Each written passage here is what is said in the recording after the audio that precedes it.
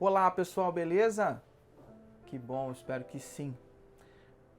Tô aqui para gravar mais um Drops da nossa mensagem do último domingo, do dia 20 de fevereiro, onde nós conversamos dentro da nossa série Sexo, Dinheiro e Poder, nós conversamos sobre o dinheiro, falamos sobre dinheiro.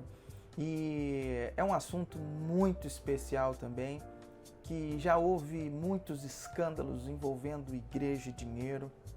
E se a igreja não tem transparência quanto a isso, ela fica muito desfavorecida para ensinar sobre isso. E é um tema muito importante, é um tema muito fundamental. Tanto que Jesus gastou muito tempo falando dele. Tirando o reino de Deus, o assunto mais falado por Jesus na Escritura foi sobre dinheiro. E por que a gente não tem que falar sobre dinheiro? Nós precisamos falar sobre dinheiro, nós precisamos falar e ensinar as pessoas a lidarem com o dinheiro da forma que Jesus pensa, segundo o ensinamento de Jesus. Martinho Lutero, monge, pai da Reforma Protestante, ele tem uma frase que diz: 3 conversões são necessárias, a do coração, a da mente e a da bolsa. Para Martinho Lutero e para vários cristãos ao longo da história, dinheiro sempre foi algo bem complicado, bem difícil para a gente aprender a lidar. Porque, segundo a sabedoria bíblica, o dinheiro não é simplesmente um objeto. Dinheiro, segundo a sabedoria bíblica, é uma entidade. E quando a gente não entende que dinheiro é uma entidade, as coisas se tornam complicadas. E para nortear nossa reflexão, nós usamos a história de um jovem muito rico que chegou até Jesus, um cara sabendo que precisava de mais, chegou até Jesus e perguntou: mestre, o que eu posso fazer para ganhar a vida eterna? Jesus chegou para ele, olhou, sacou qual era do cara e falou assim: olha, sabe o que você faz? Você cumpre o que está na lei, não adultere, não roube, não dê falso testemunho, respeite os seus pais e ame aos outros como a si mesmo. Jesus chega para ele e fala todos os mandamentos relacionados uns aos outros, não relacionados a Deus. E aí esse jovem chega e fala: mestre, isso eu tenho feito desde pequeno, mas isso não aplaca a minha ansiedade. É como se ele dissesse isso. Ele fala: isso eu tenho feito desde pequeno. Que mais? Ele sabia que precisava de mais alguma coisa, ele não entendia o que era. Então Jesus chegou para ele e falou assim: olha, então vai, vende tudo que você tem, dá aos pobres e depois você me segue. Cara, quando o moço soube disso, ouviu isso, ele ficou triste, baixou a cabeça e foi embora. Triste da vida, porque ele era muito rico. E aí Jesus chega e diz aos seus discípulos: eu afirmo a vocês que isso é verdade. É muito difícil um rico entrar no reino dos céus. E digo ainda que é mais difícil um rico entrar no reino de Deus do que um camelo passar no fundo de uma agulha. É importante a gente entender que esse jovem tinha uma intenção muito pura, ele queria estar mais perto de Deus. O dinheiro dele não era dinheiro ilícito, era dinheiro lícito, não tinha problema com o dinheiro dele. Jesus não acusa de enriquecimento ilícito. O problema dele era o amor que ele tinha ao dinheiro. Na cabeça de Jesus, no coração dele, no ensino de Jesus, o dinheiro, naquele coração, rivalizaria com Deus. Não dava para viver ele amando o dinheiro, não teria lugar para ele amar a Deus verdadeiramente.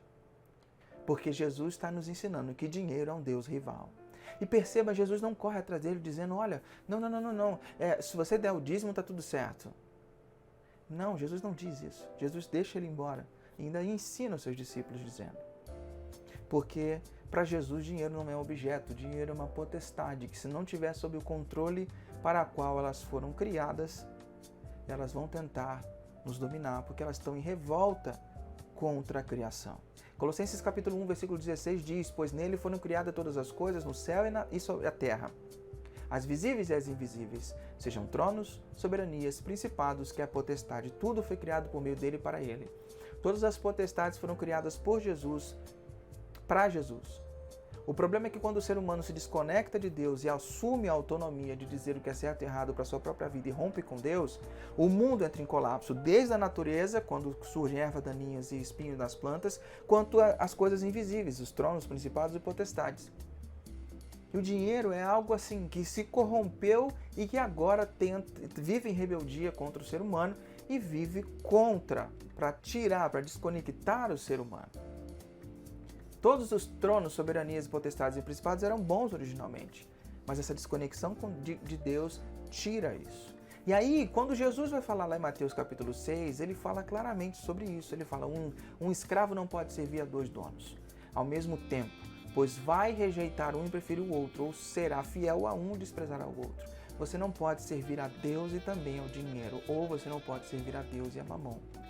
Percebe? Jesus coloca o dinheiro como rivalidade. Você não pode servir a Deus e ao dinheiro, porque na cabeça de Jesus, mamon é uma entidade de natureza pessoal e espiritual. Segundo Jesus e todos os autores do Novo Testamento, por trás do dinheiro existem forças espirituais bem reais que conferem a ele vida própria. Assim, o dinheiro é um grande agente ativo, é uma lei por si mesmo, é capaz de inspirar devoção, diz Richard Foster. Como toda a criação, se não usada corretamente, o bicho vai pegar. Então nós temos duas distorções comuns sobre dinheiro. Dinheiro é sinal da bênção de Deus e pobreza é sinal da rejeição de Deus. Nesse texto a gente percebe que isso não é verdade. O homem rico foi rejeitado. E segunda coisa mais comum que essa distorção comum é dinheiro é algo neutro, despersonalizado. Não, o dinheiro é uma entidade, é um ser espiritual e que tem um lado sombrio e tem um lado luminoso. Nós precisamos entender o lado sombrio, arrastá-lo, dobrá-lo e usarmos o lado brilhante para nosso favor. É isso que a gente precisa aprender a lidar com o dinheiro. É uma entidade rival, que tem poderes espirituais, tem características de divindade. Ele promete segurança, ele pode induzir a culpa, ele oferece liberdade, dá poder pra gente, parece onipotente e parece onipresente e quer reivindicar ser onipotente. Tenho dinheiro, eu posso tudo, tenho tudo. E ele tem uma chave que acusa a gente de uma forma que mexe nos botões certinhos, porque ele aguça o nosso medo. Medo de ficar sem, medo do fracasso, medo do sucesso, medo de ficar como nossos pais, medo de não saber lidar, ele aguça o nosso medo. Só que só tem uma maneira de vencer o lado sombrio do dinheiro, que é através da confiança e da fidelidade. A confiança é a partir do ponto em que eu entendo que tudo que eu tenho é dele e que eu sou apenas um administrador. E que eu sou um administrador de um Deus que é zeloso e amoroso. Os recursos não são meus. Os recursos são dados a mim para eu administrar. E a minha fidelidade é ter comunhão para partilhar com as pessoas meus problemas em relação ao dinheiro, tipo em grupos pequenos. Segunda coisa, dar periodicamente ao dinheiro. Eu mostro quem é que manda, que ele não manda em mim, mas que eu sim mando nele. E quando eu participo do desafio de dar, isso desperta o sovina que há em mim. E eu tenho que tomar muito cuidado com a ambição. A minha ambição é querer ter mais do que o necessário. Ambição e avareza são duas coisas que pegam sempre, independente da quantidade de dinheiro que você tem. Pega o rico, pega o pobre. Ambição é querer ter mais do que o necessário. E avareza é o desejo excessivo por dinheiro ou bens materiais. É a ambição por dinheiro. Tanto o sovina, o pão duro, quanto o gastador podem sofrer sobre isso. Mas o dinheiro tem um lado brilhante. O lado em que eu entendo que meu dinheiro é dele. Que o meu dinheiro é dado por Deus para eu administrar. O dinheiro que eu recebo. E isso confere a Deus direitos absolutos sobre o dinheiro e a mim direitos relativos sobre o dinheiro que entra na minha conta. Quando eu vou pensar na doação, eu não penso quanto do meu dinheiro eu vou doar para Deus, mas sim quanto do dinheiro de Deus eu vou ficar para as minhas necessidades. O nosso desafio é como possuir o dinheiro sem ele nos possuir. O dinheiro é dado para Deus, é dado para nós como uma bênção. Deve ser multiplicado de maneira honesta para que você possa abençoar mais pessoas. Deve ser usado para fazer amigos na eternidade. Deve ser usado para conectar mais pessoas a Deus e para te dar uma boa vida com a sua família. James Bryan Smith diz: é impossível servir a Deus e a mamão ao mesmo tempo, porque eles têm proposições diametralmente opostas. Deus quer que rejeitemos a mamão e que amemos a Ele e a nele confiemos, pois esse é o caminho para a paz e para a felicidade.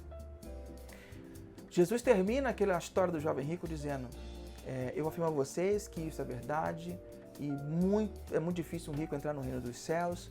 E digo ainda que é mais difícil um rico entrar no reino de Deus do que um camelo passar no fundo da agulha. Quando os discípulos ouviram isso, eles ficaram de olhos estatelados, porque se é assim, quem poderia ser salvo? Porque na cabeça deles o dinheiro era sinônimo de bênção de Deus.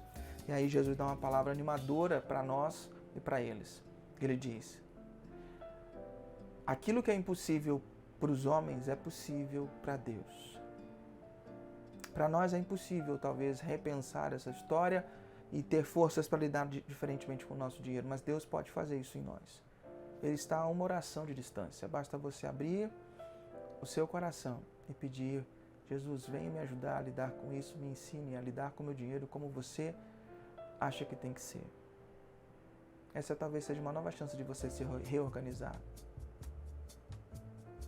Jesus prometeu que nos daria um novo coração.